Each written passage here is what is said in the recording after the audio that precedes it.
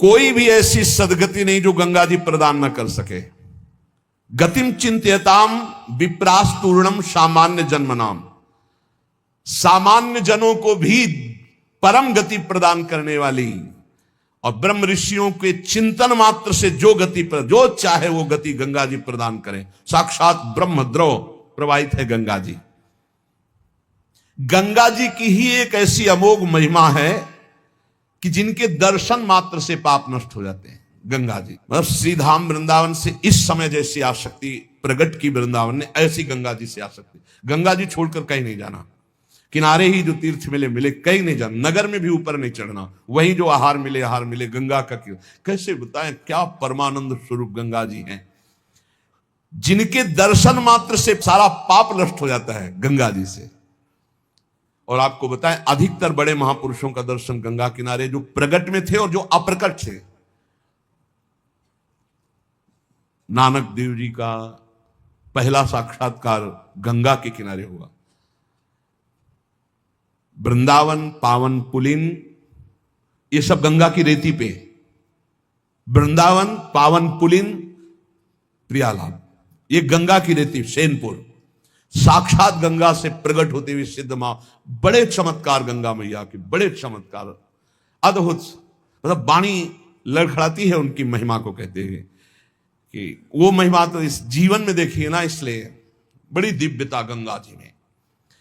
गंगा जी के नाम का स्मरण मात्र करने से पाप थर्रा जाते हैं। जो गंगा जी की डुबकी लगाता है वो महापापी भी पावन हो जाता है। विश्वास हो जाए, विश्वास हो जाए। गंगा जी में स्नान करके आचमन करके गंगा में ही जब पितरों का तर्पण किया जाता है तो पितरों को बहुत तृप्ति होती है और पितर मुक्त होने लगते हैं। जैसे अग्नि के संसर्ग से रुई भस्म हो जाती है, ऐसे ही गंगा जी के स्पर्श से शारीरिक मानसिक वाचिक तीनों प्रकार के पाप भस्म हो जाते हैं। गंगा गंगीत यो ब्रुयाद योजना नाम सतहिरपि, जो 100 योजन दूर 400 कोस दूर से गंगा गंगा गंगा बोले, मुच्यते सर्व पापेभ्यो विष्णु रूपम स गच्छति, वो शरीर निष्पाप हो जाएगा, वो वाणी निष्पाप हो जाएगी, उसका मन निष्पाप हो जाएगा और वो भगवत धाम का अधिकारी हो जाएगा। जो 400 कोस दूर से भी गंगा गंगा गंगा, सब गोरा ही गोरा है। गंगा जी गोरी, महादेव जी गोरे, तो फिर उन्होंने उठा के फेंक दिया ऐसे गोरे प्रेम रसासों में। कभी सोचा नहीं था कि कभी वृंदावन, कभी सोच में ही नहीं था वृंदावन। बड़ी अनन्यता थी, इतनी निर्भयता थी। अब गंगा किनारे तो गांव में लोग ऐसे ही लाश प्रवाहित करते हैं ना, कुत्ते वहां के बहुत प्रवीण होते, बीच धारा से घसीट के लाश ला के ऐसे, और वहीं किनारे हम भी पड़े हुए हैं, वहीं वो चीथ रहे, कोई फर्क नहीं पड़ता, एकदम निर्भयता। भगवान शिव की अनन्यता। गंगा जी को जब देखते हैं तो एक तो धारा में प्रवाहित होती है, भगवान शिव के जटा में भारी तन्मयता। गंगा जी की विशुद्ध कृपा, अपार शक्ति। कह रहे सैकड़ों योजन दूर से अगर गंगा गंगा गंगा ऐसा पुकार दे तो उसका शरीर पवित्र हो जाएगा, उसका मन पवित्र हो जाएगा, उसकी वाणी पवित्र। कल नरकों का वर्णन हुआ था, आज नरकों से उद्धार का वर्णन हो रहा है भाई।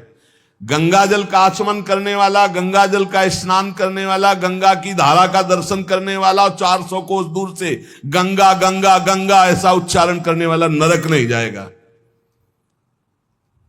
कल जब नरकों का वर्णन हुआ था तो कई लोगों के बातें आई थी कि हमारे 38 के 38 हमारे में लक्षण है, अब क्या होगा।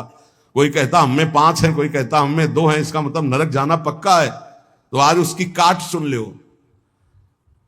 नाम संकीर्तनम यस्य सर्व पाप प्रणाशनम, करना मत अवलो नसानी अबना न सही। पहले नियम लो कि आज के बाद नहीं करेंगे। नाम कर संकीर्तन करो, प्रभु का चरणामृत पियो। कभी अवसर मिले तो गंगा जी के समीप जाके साष्टांग दंडवत करके डुबकी लगाओ, आनंद पूर्वक खड़े होकर कुछ देर नाम जप करो। नरक वरक नहीं मिलेगा, सब बढ़िया मंगल हो जाएगा, पर करना ही पड़ेगा।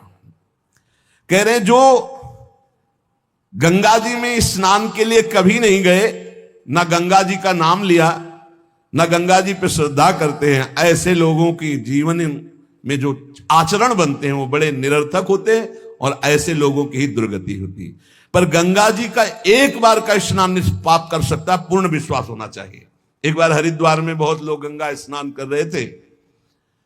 पार्वती जी ने कहा कि देखो इन सबका उद्धार पक्का हो गया, क्योंकि हम देवी की महिमा को जानती हैं गंगा की। ये सब स्नान करके, पूर्णिमा का पर्व है, ये स्नान कर रहे हैं, पक्का निष्पाप हो गए। महादेव जी ने कहा नहीं नहीं नहीं। बोले क्यों प्रभु? बोले इनमें कोई गंगा स्नान कर रहा है, सब पानी में डुबकी लगा के आ रहे हैं, गंगा में थोड़ी लगा के। प्रभु आप भी एक आश्चर्य में बात करते, सब देखो ना कितने भाव से नहा नहा के आ रहे हैं। बोले अच्छा इनको विश्वास नहीं गंगा जी पे, इसलिए पानी पे डुबकी लगाते हैं। कोई एक होगा जिसे विश्वास होगा। देखो अभी हम परीक्षा करते हैं। रास्ते में बैठ गए तो फिसल के जैसे गिर गए हो, ऐसे वृद्ध का रूप रख के गिरे हुए। अम्बा जी तो नवीन रूप धारण करके बोले जो निकले उससे जो हम कहें सो कहो। तो जो महादेव जी ने सिखाया तो कहते भैया ये हमारे पति देव गिर गए, थोड़ा हाथ सहयोग दीजिए, पकड़ के उठा दीजिए, अकेले उठ नहीं रहे, आप आइए। और जब कोई आने लगे तो कहना निष्पाप पुरुष ही हमारे पति को छू सकता है, अगर पापी छुआ तो भस्म हो जाएगा। बस इतना तुम्हें बोलना है, ठीक है। अब जो निकलते बोले भैया आप गंगा नहा के आ रहे हो? बोले हाँ। तो बोले आप तो निष्पाप हो ही गए, हो गए, हमारे पति फिसल के गिर गए, हमारे पति निष्पाप हैं, और जो निष्पाप पुरुष इनको निकाल सकता है, अगर कोई पापी छू लिया तो भस्म हो जाएगा, आप सहयोग करो। बोले गंगा तो ना क्या है, पर पाप बहुत तो हुए, अगर कहीं पाप नष्ट ना हुए हो तो भस्म ही हो जाएंगे।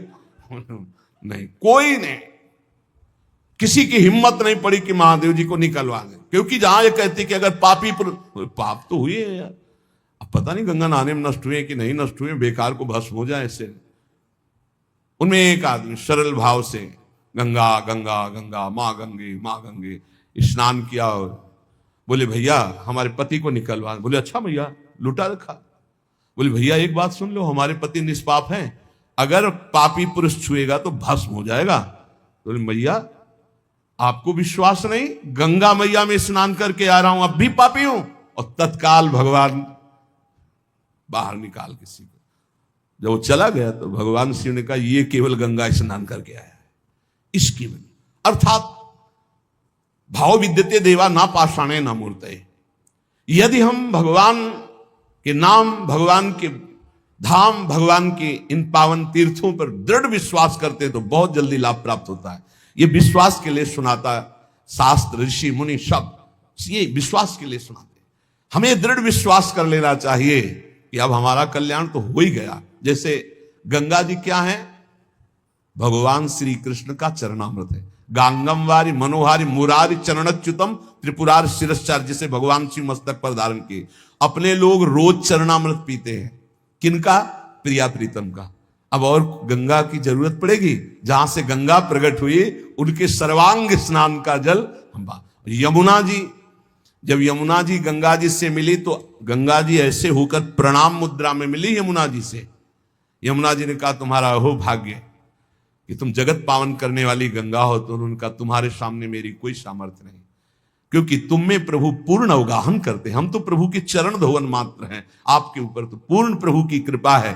ब्रजेंद्र सोनु राधिका हृदय प्रपूर्य माणयो महारसाब्द पूरयो रिवाति वेगता रसैक सीम राधिका पदाब्ज भक्ति साधिका तदंग राग पिंजर प्रवाह। श्री लाडली लाल का अंग राग लेकर प्रवाह करती है। ये अपने कल्याण की अब कोई चिंता रह गई? रोज जो चरणामृत पान करता है, काल मृत्यु हरणम सर्व व्याधि विनाशनम श्री कृष्ण पादोदकम पीत्वा पुनर्जन्म न विद्यते, बस विश्वास हो। रजराली लगाते हैं, राधा राधा बोलते हैं, अब कोई जरूरत कल्याण की। दृढ़ निष्ठा रखो। पर हम कितनों को रोते देखते हैं इस बात के लिए कि हमारा कल्याण हो जाएगा, हमारा अगला जन्म नहीं होगा। उनको चाहिए कि तुम लिखा पढ़ी करके दे दो। अरे विश्वास मानो यार, विश्वास मानो। कल्याण स्वरूप आप हो चुके हैं, धाम में बैठे हैं, पर आपको विश्वास है नहीं। हित दूध जो विश्वास है तब ही सुधरे बात, ना तरु माया पंथ में फिरे जो टक्कर खात। ये विश्वास करो, एक एक बात कल्याण करने वाली। भगवती गंगा जी 400 कोस दूर से गंगा गंगा बोले तो भगवान के धाम भेज देती निष्पाप करके। ऐसी महामहिमा श्री गंगा जी के स्मरण में, अवगाहन में, आचमन में, स्नान करने में है। अब ध्यान दो कि सुनो, जो ना गंगा नहाता है, ना नाम जप करता है, ना भगवत सेवा करता है, तो पशु योनि में जाता है। कह रहे हैं पूतिगंधम तमोमेध्यम वर्जनीयम प्रकीर्तितम पूर्वत भक्षणे प्रीता अद्य पापम करोति च स्तेयशीलो निशाचारी बुद्धिर्गेयः सवंचकः अबुधा सर्वकार्येषु अज्ञाता सर्वकर्मसु समयाचारहीनस्तु पशुरेव स बालिसाः। ये पशु योनि में जन्म लेंगे ऐसे लोग। कैसे लोग नरक जाएंगे? कल चर्चा। गंगा जी की महिमा अपार। अब सुनो, पशु योनि में कौन जाएगा? जब जीव यहां कोई पापाचरण करता है तो भूतेश्वर भगवान मथुरा में है, उनका शासन होता है। ब्रज 84 कोष के जीवों को जो प्रेत योनि को प्राप्त होते हैं उनको, और जब मुक्त होने का अवसर आता है तो ऐसे छूट दे देते हैं। ऐसे नहीं है कि वो तुमसे, यहां ऐसा नहीं कि नहीं है, कई प्रसंग पाए गए हैं अभी तो देखिए। तो पशु योनि को प्राप्त होता है। देखो, जो रात के 11 बजे के बाद 3 बजे के बीच में भोजन करता है, ये निशाचर है। निशा माने रात, चर माने विचरने वाले। रात में खाना, रात में तुमको 8-10 बजे तक भोजन कर लेने का नियम। 11 आखिरी है, 11 के बाद भोजन में बिल्कुल नहीं होना चाहिए। ये रात नहीं है ऐसे कि तुम्हारा जब मना है तब भोजन। 11 से लेकर 3 बजे के बीच में बिल्कुल नहीं। शांति से भजन करो, सो जाओ, उपद्रव मत करो। अब सीटियां बज रही हैं 12 बजे, चलो होटल में चलते 12 बजे खाने, ऐसे लोग जाते। पशु योनि निश्चित। अपवित्र भोजन, दुर्गंध युक्त भोजन, अभक्ष भोजन, इनको पाने में जो आनंद मानता, रात के 11 से 3 के बीच में भोजन, जो रात में आहार ऐसा करता है उसको पशु योनि मिलती है। जो दूसरों का धन चोरी करता है, जो विद्वान बन करके दूसरों की वंचना करके धन को लूटता है, जो अपने कर्तव्य कार्यों से अनभिज्ञ होकर मनमानी आचरण करता है, जो समयोचित सदाचार का ज्ञान नहीं रखता, वो मूर्ख पशु योनियों को प्राप्त होता है। जो हिंसक स्वभाव का है, जो अपने परिवार वालों को पीटता है, गाली गलौज, थोड़ी सी संपत्ति के लिए मारपीट, ऐसी लड़ाई झगड़ा, कलहप्रिय, कायर, कुत्ते की योनि को प्राप्त होता है।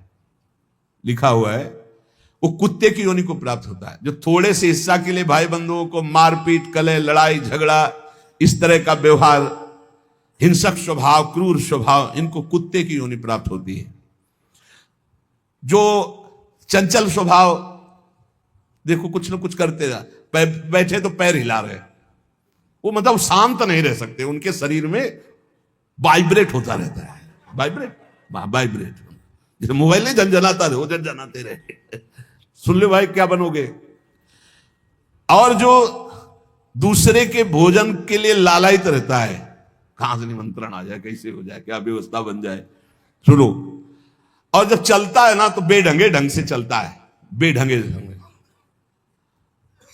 और दूसरों की वस्तु देकर लुभायमान होकर छीनने का स्वभाव करता है, उसका अगला जन्म बंदर का मिलेगा, पशु योनि में बंदर बनेगा।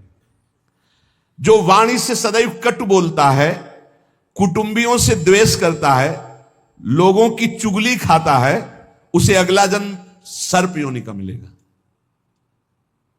कुटुंबियों से द्वेष करता है, दूसरे की चुगली खाता है, उद्वेगजनक वचन, उद्वेग माने भारी क्लेश पहुंचाने वचन, दूसरे की निंदा करना, चुगली करना, तो विषधारी सर्प बनता है।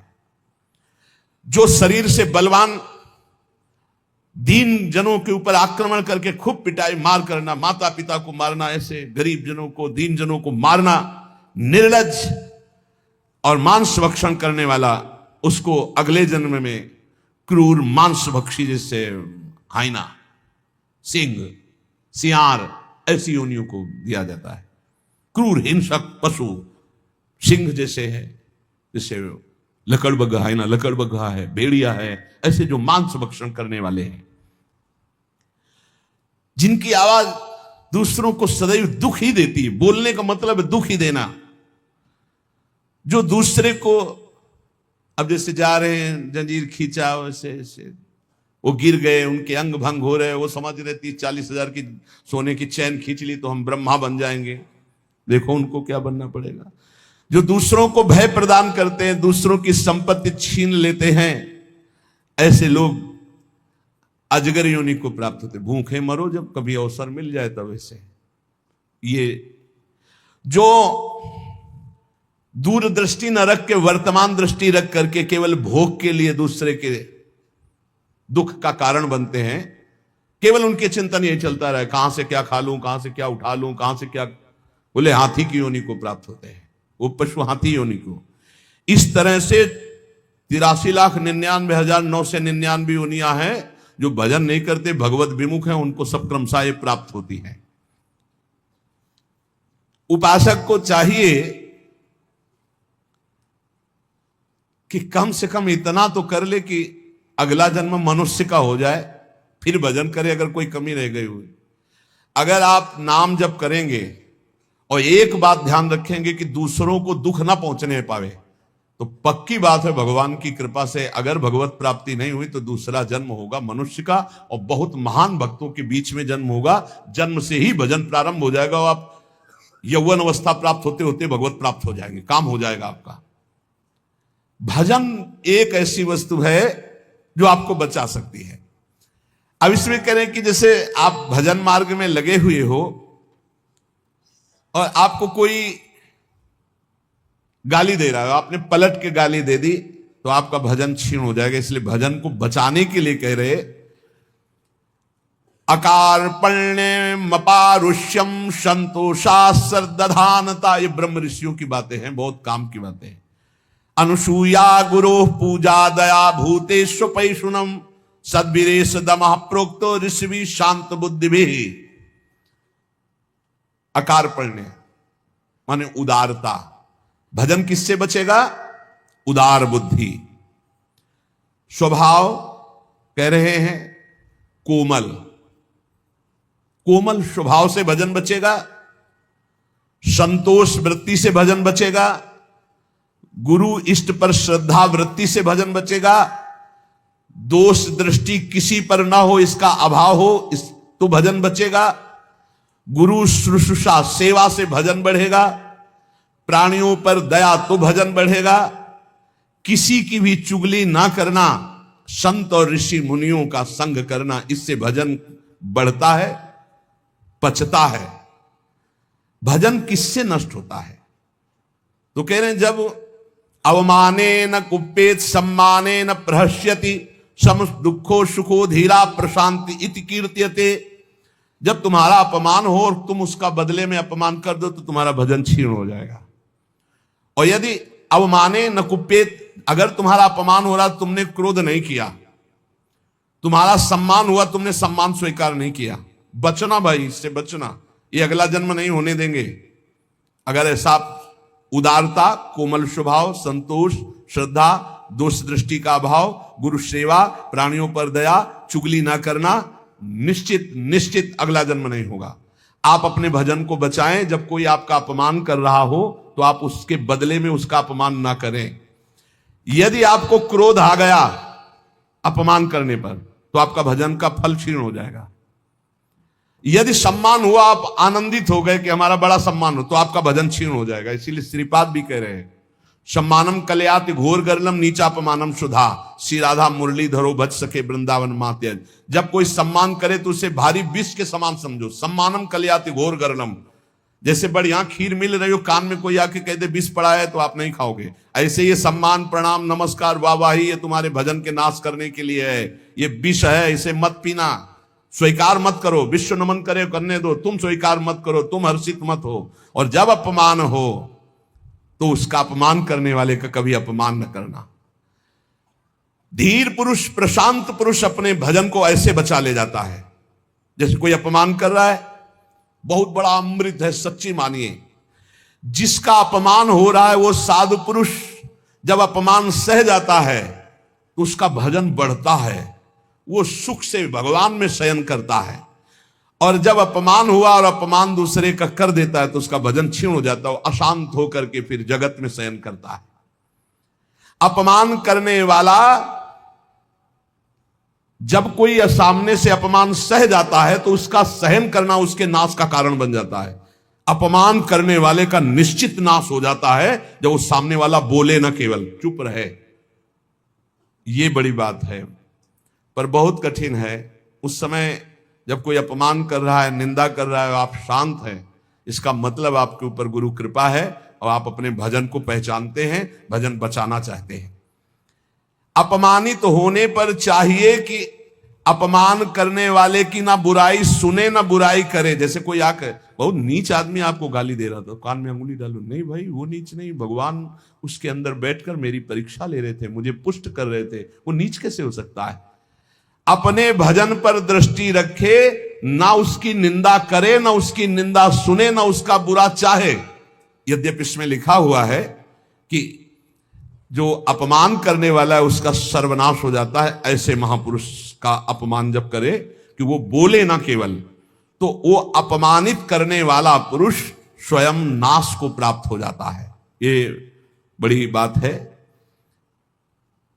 कह रहे तिष्ठेद औमंता विनश्यति। अगर वो अपमान जिसका कर रहा है वो महात्मा भजन करने वाला शांत है, कुछ नहीं बोल रहा है, वो तो सुख से शयन करेगा परमात्मा में और उसका भजन सुरक्षित बच गया और जो भी कलमश हुआ होगा वो भस्म हो गया। लेकिन अपमान करने वाला बोले विनश्यति, उसका नाश पक्का हो जाएगा। अपमानित होने पर साधक को चाहिए कि कभी अपमान करने वाले की ना बुराई सुने और ना बुराई करे, उसका भजन बच जाएगा, भगवान की कृपा हो जाएगी। अमृतस्येव तृप्येत अपमानस्य योगवित् विषवच्च जुगुप्सेत सम्मानस्य सदा द्विजा। साधक को चाहिए कि अपमान को अमृत के समान पान कर ले, नीचापमानम सुधा। देखो साधक, अपमान को अमृत के समान, जब कोई अपमान कर रहा हो तो ऐसे खुश होना चाहिए, काम बन गया। भगवत प्राप्ति में जो बाधक भाव है, इसके अपमान करने से भस्म हो जाएंगे, भगवान हम पर प्रसन्न होंगे। मौन, कभी उसकी तरफ रुद्ध दृष्टि से भी न देखो। अपमान करने, ये भागवती लक्षण है। अमृतस्येव तृप्येत अपमानस्य योगवित्, अमृत है अपमान। पर देखो ध्यान दीजिए, यदि आपकी कोई निंदा कर रहा है और सही में कर रहा है निंदा, तो तुम्हें सुधार करना चाहिए। वो तुम्हारे लिए अमृत नहीं है, वो विष है, सुधार करो। और अगर वास्तविक हमारी कोई गलती नहीं, हमारा अपमान, हमारी निंदा हो रही, तो नाचना चाहिए कि बहुत बड़ा विघ्न नष्ट हो गया, भजन में हमारी उन्नति अब पक्की होगी, पक्की उन्नति होगी, लौकिक और पारलौकिक। विषवच्च जुगुप्सेत सम्मानस्य सदा द्विज। साधक को चाहिए कि सम्मान से ऐसे बचे जैसे विष भरे भोजन से बचा जाता है। सम्मान स्वीकार न करे, प्रणाम नमस्कार। ऐसे श्री हरिवंश कोई कह रहा है, श्री हरिवंश, अब वो अगर पंचांग प्रणाम कर रहा है तो आप भी नमन कीजिए और निकल जाइए, व्यवहार मत बनाइए, दोबारा वो ना प्रणाम करे, ऐसी भावना रखिए। अगर ज्यादा आप उससे प्यार करेंगे कि ये प्रणाम कर रहा है, तो सम्मान स्वीकार कर रहे हैं। सम्मान देने वाले से ज्यादा प्यार नहीं किया जाता। राधा जल्दी, सम्मान विष है और अपमान करने वाले को प्यार दृष्टि से देखा जाता है। आप बड़े हितैषी हो, हमारा भजन बढ़ेगा, भगवान की प्राप्ति होगी। पर ऐसी अपनी तरफ से चेष्टा ना करे कि कोई अपमान करे। अपमान से सदैव तप की वृद्धि होती। अपमानात तपो वृद्धि, सम्मानाच तपः क्षया। सम्मान स्वीकार करने पर तपस्या भजन क्षय हो जाता है और अपमान होने पर तपो वृद्धि, उसकी तपस्या की वृद्धि होती है। अर्चिता पूजितो विप्रा दुग्धा गौरी गच्छति। जो अपनी पूजा कराने लगता है, अपने प्रणाम स्वीकार करने लगता है, तो जैसे दूध देने वाली गाय दुर्बल हो जाती है, ऐसे वो तपहीन हो जाता है जो भारी प्रणाम नमस्कार पूजा स्वीकार करता है। स्वीकृति नहीं होनी चाहिए। पुनराप्याप्यते धेनु सतृणैः सलिलैर्यथा एवं जपैश्च होमैश्च पुनराप्याप्यते द्विजा। साधक को चाहिए कि यदि प्रणाम नमस्कार बहुत करवा चुका है, ऐसा लगा कि मेरा तप क्षीण हो गया, तो बंद कर दो प्रणाम नमस्कार और एकांत में बैठकर, जैसे गाय को फिर अच्छा अच्छा चारा पवाया जाए तो पुष्ट हो जाती है, ऐसे अपने साधन भजन करे, प्रणाम नमस्कार से दूर हो जाए। महापुरुषों ने भी ऐसी लीलाएं की जिससे प्रणाम नमस्कार बंद हो जाए। ये सबको भगवत स्वरूप मान के तुम प्रणाम करो, तभी बात बनेगी। कह रहे हैं कि अगर प्रणाम नमस्कार स्वीकार कर लिया जाए तो सम्मानाच्च तपक्षय, उसका तप क्षय हो जाता है। संसार में देखना, ब्रह्म तेज को प्रकट करने वाला कौन है? जो निंदा हो उसे सहजे, वो ब्रह्म तेज को प्राप्त हो जाता है, भगवत तेज को। अपनी निंदा हो मुस्कुरा के सहले, बहुत बड़ी बात है। बोले आक्रोशक क्षमो लोके सुहृदन्यो न विद्यते यस्त दुष्कृत मादाय सुकृतम स्वप्रच्छति। हमारी गलती ना हो, जैसे हमसे गलती हो गई फिर निंदा हो रही, तब तो ठीक ही है, होना ही चाहिए। हमारी गलती नहीं, फिर निंदा हो रही है तो एकांत में प्रसन्न होना चाहिए। अब वो भगवत तेज उसका बढ़ेगा, ब्रह्म तेज बढ़ेगा उसके। आक्रोश मानान नाक्रोशेन मनः स्वम विनिर्वर्तयेत सन्नियम्य तदात्मानो ममेते नाभि सिंचति। वो ब्रह्म तेज संपन्न हो जाता है जिसकी निंदा हुई और वो बिल्कुल सह गया, कोई जिसने निंदा की उसकी भी निंदा नहीं करनी। ये बहुत बड़ी कृपा भगवान की होती। तभी बड़े बड़े महापुरुषों ने कहा साधो निंदक मित्र हमारा। संतो, ये निंदा करने वाले हमारे बड़े मित्र हैं, बड़े भाग्य से मिलते हैं निंदा करने वाले। नहीं, उल्टा है, संसार में यही माना जाएगा बड़े भाग्य से मिलते हैं प्रशंसा करने वाले, मुंह चुपरी बोलने वाले, लेकिन निंदा करने वाले बड़े भाग्य से मिलते हैं। कितना कलेजा उनका पक्का भगवान करते हैं, और संतों का यश होता है उसी से। संसार में निंदा करने वाले के समान दूसरा कोई उपकारी मित्र हमारा नहीं हो सकता यदि हमारी निंदा करे, क्योंकि वो सब अशुभ अपने ऊपर लेकर बिल्कुल निर्मल मार्ग करके दे देता है, जाओ भगवत प्राप्ति करो तुम। इसलिए संतों के वचन हैं, जो तुम्हें उद्विग्न करे, जो तुम्हारी निंदा करे, जो तुम्हारा अपमान करे, उससे सह जाओ तो अमृत में स्नान करोगे, अमृत में डूबोगे। नाम जप करो, इन बातों से कभी डरना नहीं कि कोई तुम्हारा अपमान कर रहा, कोई निंदा